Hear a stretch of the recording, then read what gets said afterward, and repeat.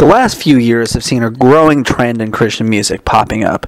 That trend is tours like the Roadshow, also known as Rock and Worship Roadshow, and Winter Jam, the Winter Jam Tour Spectacular. Tours like this feature a unique lineup package where 10 bands play the shows, and you're only charged $10 admission, cash at the door. Winter Jam started the trend, and then the Roadshow joined them, adding a second yearly tour. The Roadshow was originally the Rock and Worship Roadshow, and this year's package sees the tour revamp its design and relabel itself the Roadshow. There's a new logo, there's a larger extended stage, there's 2 giant LED screens on each side of the stage, as well as a giant one in the middle of the stage on stage that separates itself, and it's a completely improved Roadshow tour, and it's one you absolutely have to check out. Now, this year's package lineup for the Roadshow, Rock and Worship Roadshow, features a pre-show with Kyle Sherman, the Vertical Church Band, We As Human, Royal Tailor, Andy Mineo, Jamie Crace, Third Day, and Skillet. At least that's the lineup that was at the Louisville, Kentucky show at the KFC Yum Center to finish out January 31st. Now, Kyle Sherman kicked it off at the KFC Yum Center with his pre-show. He started the night off shortly after doors opened with a 3-song set that it got the crowd interested. It warmed them up for the rest of the night, and you don't know what to expect when it comes to an opener, especially with a lineup as impressive as this one is. But Kyle Sherman he did a great job. Now, after he finished up, it took about a half hour or so, but We As Human took the stage. Now, if you're not familiar with We As Human, where have you even been for the last year? We As Human, their self-titled debut just released last year, so you would think that they're fairly new, but they're not. They're no strangers to the big stage. They've opened tours for Skillet, Disciple, Family Force 5, Red, and others. They've played package tours. They've been on Winter Jam a couple years ago. They did the Carnival of Madness last year. They're a rock band on Atlantic Records, and they're similar to Skillet, where they tour in the Christian and the secular mainstream markets. Now, We As Humans built a huge following in both mainstream and Christian, and they paid their dues early, and they gained the experience they need and that's necessary to take shows to the top. Take the show to the top, and it showed with their set at the Roadshow. Anyone who's seen We As Human knows they bring the heat and knows what they bring to the table, and you weren't surprised in the least bit when they exploded into Strike Back, the lead single from their debut. And like a bat out of hell, or like heaven, I guess, they tore the roof off the house. With authority. For this show in particular, they had Trevor Sarver from The Wedding on guitar as a fill-in. Anything you could expect from We As Human was in the set. Not song-wise, but energy and adrenaline, everything that you could think that you would want was in their set. Now, it's unfortunate the vast majority of the crowd probably didn't know who they were. A tour like the Roadshow it's a contemporary Christian tour where the majority of the fans are not coming for a rock show, but for the ones that did, got their money's worth. Their song was maybe 4 songs, in my opinion, way too short for We As Human to rightfully show what they can really do. They really should have been later in the lineup. It's a shame when a good band like We As Human doesn't get the set time that they deserve. But they took the stage, they rocked the crowd in true We As Human fashion, and virtually everybody in the arena was an instant fan if they weren't already. They wrapped it up with Zombie, one of the best songs from the debut. It's hard to pick the best song, but that's definitely up there. On the record, John Cooper from Skillet is featured as vocalist. He came out on stage and joined We As Human to wrap up the show. Short 12-minute set. Everybody in the building was yelling, screaming along with the band. Now that's how you start a concert. Next up, Vertical Church Band. They slowed the pace down a lot. They didn't have the hard rock stylings of We As Human, but the energy in the arena when they were on stage was incredible. Everybody in the arena who was feeling it. They had their arms raised, eyes closed, singing along, jumping along to the music. The crowd felt it, and they made it known. They're more of a worship style, not slow paced, but compared to a rock band, a little bit slower. In between each band, the crowd, we were treated to speakers, comedians, members of Grand Canyon University, and video messages from Bart Millard, the singer of Mercy Me. That band started the entire tour 6 years ago. Each speaker took a good 10 to 20 minutes. They gave uplifting message. They led group prayer. They even led an offering at one point in the show. Now, during the offering, we were treated to the talents of the Grand Canyon University worship team. They were impressive, but 3 songs, I mean, that's a little much for a worship team to do during an offering, even at an arena. Me growing up in church, I've seen it firsthand. A lot of offerings, there's one song. I think 3 songs was a little much. The speakers were good. There was more times than not that the crowd was presented with opportunities to buy Bible software, sponsor a child in another country. Grand Canyon University spoke a lot about getting high schoolers and older adults who want to go back to school and finish, giving them an opportunity to go to Grand Canyon University, which was a lot.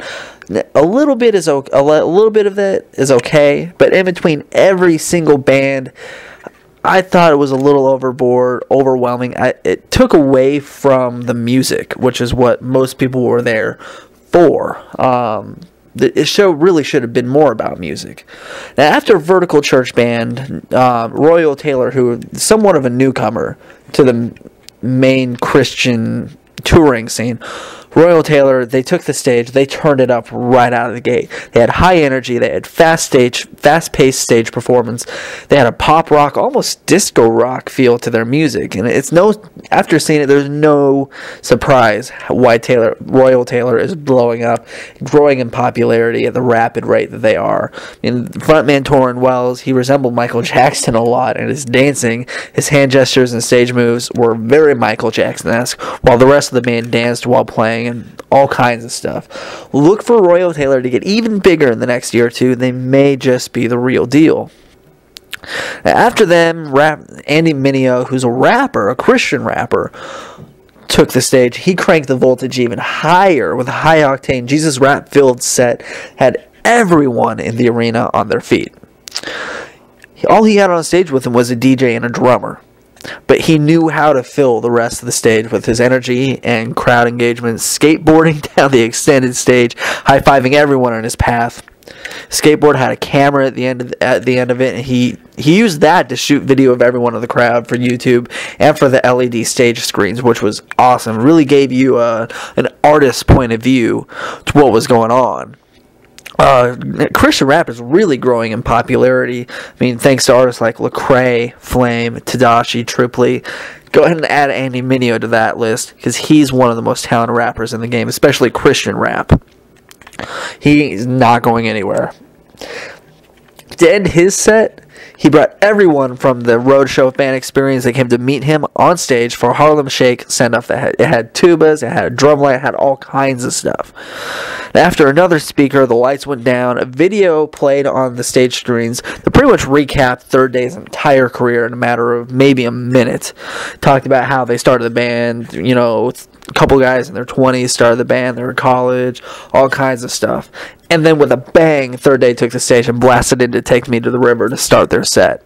That song has a country-esque feel to it. It even features a steel guitar, adding to the feel of the song. Third Day, they've been one of the major Christian powerhouses for years, let's face it. I mean, they've been around for at least 16 years, if not more.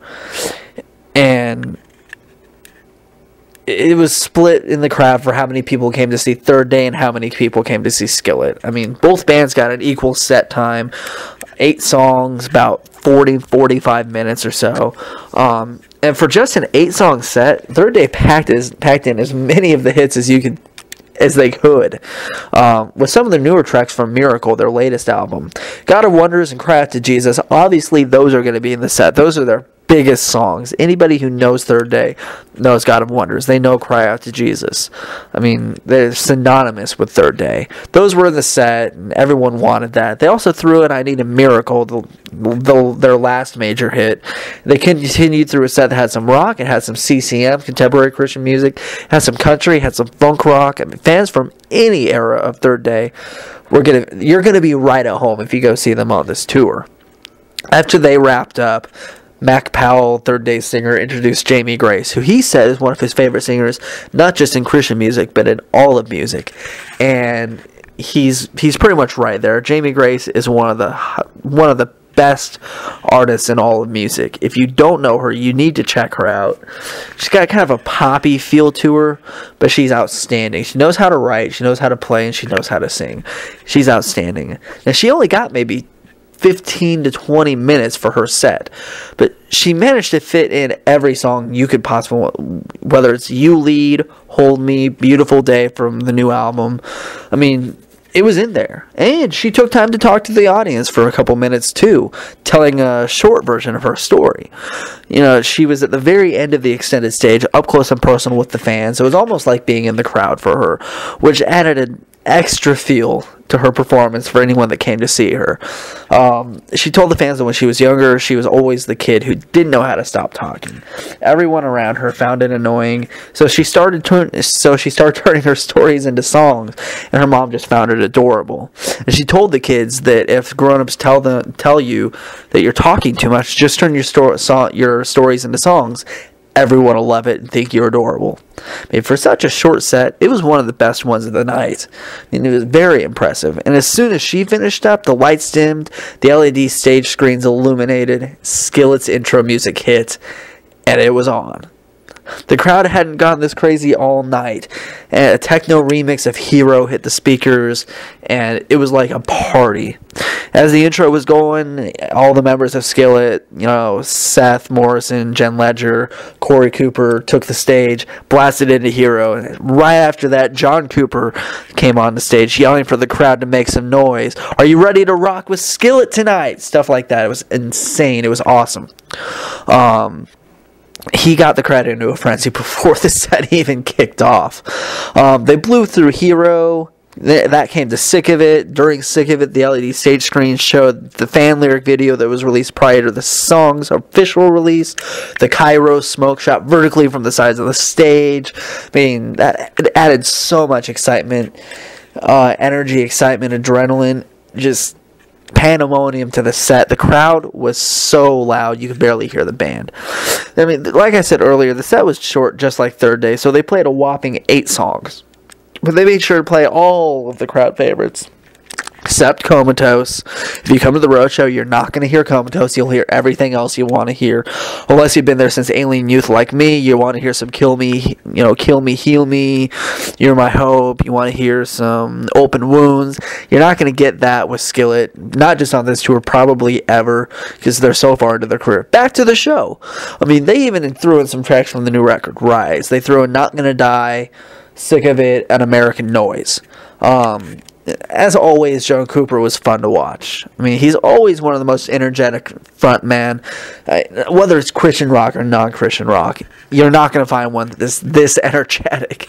I mean, he's like almost spasming on stage. He's that full of energy. I mean, it's just fun to watch. I mean, the band couldn't have sounded better. They hit every point head on. As far as I can tell, they didn't make a single mistake, and this was my 10th Skillet show. I mean, anything you want from Skillet, you're going to hear, you're going to see, especially on this tour. I mean, when you go see Skillet, you're guaranteed that regardless of whether it's a short festival or co-headline show, or a full production headlining set featuring the fire, the pyro, the fireworks, and all the John Cooper shooting sparks and fireworks out the neck of his bass. I mean, there's a reason when people go see Skillet, they want to see them again and again and again. And there's a reason some Skillets on their 9th, 10th, 20th concert. They just can't get enough. I mean, the Roadshow, it's no exception. The band's playing, they may only be playing 8 songs, but they don't leave anything on stage. They give everything they have. They make sure there's some people, this is going to be the only time they ever get to see Skillet. They make sure they get their money's worth. They make sure they walk away saying that this was the best show they've ever seen. Let's face it probably was.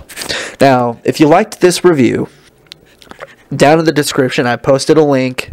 It's got photos from the show. It's got a more in-depth review. It's got an interview with David Carr of Third Day. And it's got an interview with Jamie Grace talking about the tour. Make sure you go to the link, check out the photos. I hope you like them. Thanks for listening.